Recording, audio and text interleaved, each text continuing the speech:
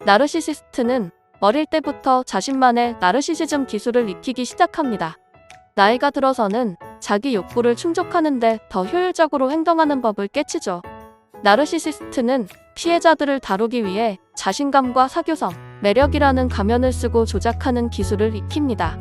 피해자는 나르시시스트가 짜놓은 판에 놓여 휘둘리지만 한편으론 나르시시스트가 필사적으로 필요로 하는 존경과 감탄을 손에 쥐고 있는 것입니다. 나르시시스트가 피해자로부터 얻고자 하는 것은 무엇인지 이에 관해 자세히 알아보도록 하겠습니다. 1. 높은 자만심 느끼기. 나르시시스트는 다른 사람들에게 자신이 운동도 잘하고 똑똑하며 외모도 뛰어난 완벽한 사람인 것처럼 보이려 합니다. 나르시시스트는 태생적으로 자존감에 공백이 있어 이를 메우기 위해 다른 사람들보다 우월하다고 느껴야만 하거든요.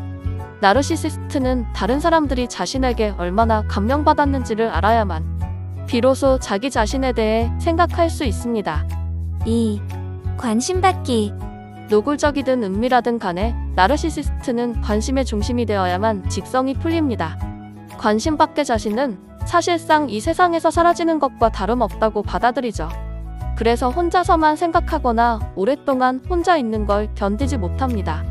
나르시시스트에게 관심을 주는 건 사막에서 목말라 죽어가는 사람에게 물을 주는 것과 비슷해요.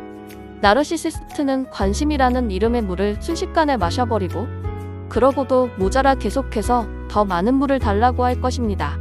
3. 칭찬과 찬사받기. 소셜미디어는 나르시시스트에게 칭찬과 찬사가 얼마나 중요한지를 보여주는 좋은 예입니다. 나르시시스트는 소셜미디어에 글을 올리면서 누가 자신에게 호감을 보이는지, 어떻게 할 때 관심을 받는지 파악해 나갑니다. 칭찬과 찬사를 받기 위해 나르시시스트는 보통 흥미진진하거나 이타적으로 보이는 모습을 제시합니다. 또한 사람들로부터 받은 피드백을 만끽하고자 자주 소셜미디어를 들락거리죠. 4. 최고라는 만족감. 나르시시스트는 자신이 최고라고 느껴야 합니다. 다른 사람이 더 나은 꼴을 볼 수가 없어요. 왜냐하면 그들은 정서적으로 성숙하지 않기 때문에 세상을 뭐 아니면 도, 즉 전부가 아니면 아무것도 아닌 것으로 바라봅니다.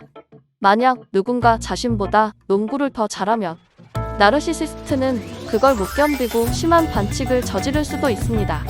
한마디로 스스로 파괴되죠. 이 때문에 나르시시스트는 스스로를 거만하게 표현합니다. 자기가 다른 사람보다 낫다는 걸 스스로에게 설득하기 위해 부정행위나 불공정한 행동도 서슴지 않아요.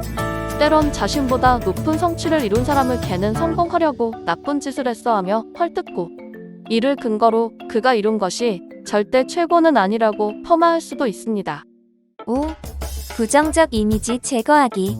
나르시시스트는 비난이나 책임을 지지 않기 위해서라면 거짓말이나 조작, 심지어는 가스라이팅도 할 수 있어요.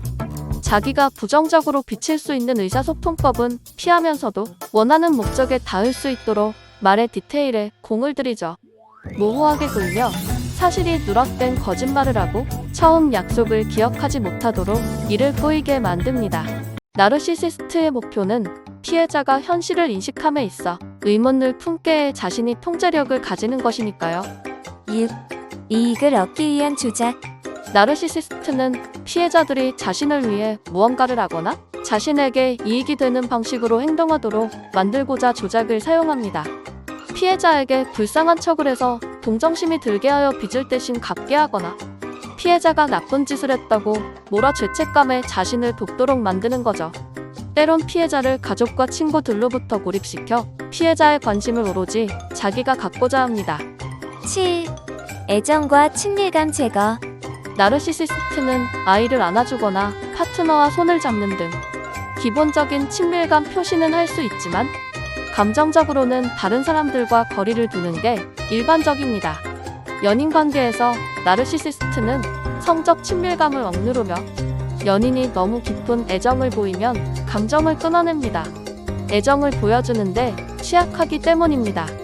또한 애정이나 친밀감을 표현하지 않는 것 자체가 나르시시스트에게는 권력을 유지하는 방법이 됩니다. 8. 서로 의존하게 만들기. 나르시시스트는 상호 의존을 목표로 합니다. 피해자에게 끊임없이 의존하며 압박을 주어 우리 관계가 평화로우려면 서로의 걱정이나 욕망, 욕구는 포기해야 해라고 생각하게끔 만드는 것이죠. 이러한 자기 희생의 강요는 학대 피해자가 스스로에게 확신을 갖지 못하게 하며 시간이 흐를수록 나르시시스트에게 의존하게 만들죠. 나르시시스트는 자아가 분열되어 있어 이를 강화하기 위해 반드시 누군가의 존경을 받아야만 합니다. 타인의 인정으로만 자아를 만들 수 있죠. 그래서 나르시시스트와 피해자 간에는 상호 의존이 생기는 겁니다.